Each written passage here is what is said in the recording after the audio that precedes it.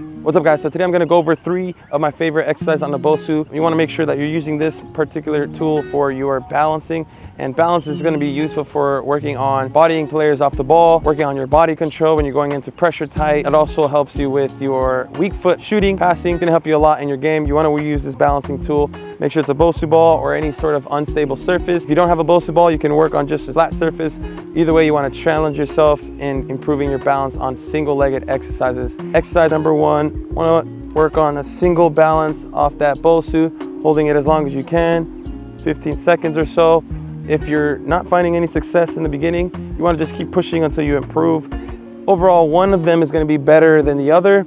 You want to challenge yourself for about 15 seconds. And every time you go through these, you want to make sure that you're holding longer and longer. The next exercise you're going to want to use is going to be the single leg onto the BOSU and bounce off and land with the other, right? So when you're working with these and you have a partner, right here is where you can volley with that left foot, hold the balance here until you hit it. And then as soon as you strike the volley, make sure you bounce right back on, volley onto the BOSU, off the ball, onto the BOSU, off it. Want to make sure you get some good clean reps.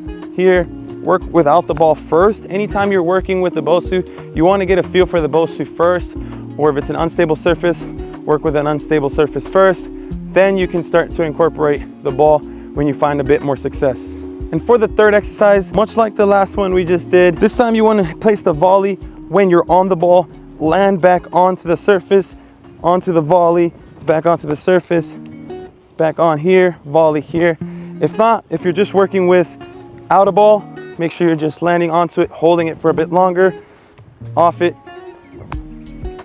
onto it.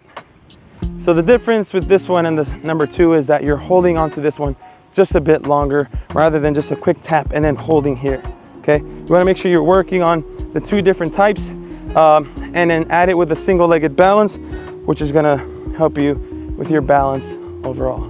If these become too easy, you can also work on closing your eyes a bit, challenging yourself a little bit more, getting a better feel for it with your eyes closed, and making things harder as you get better.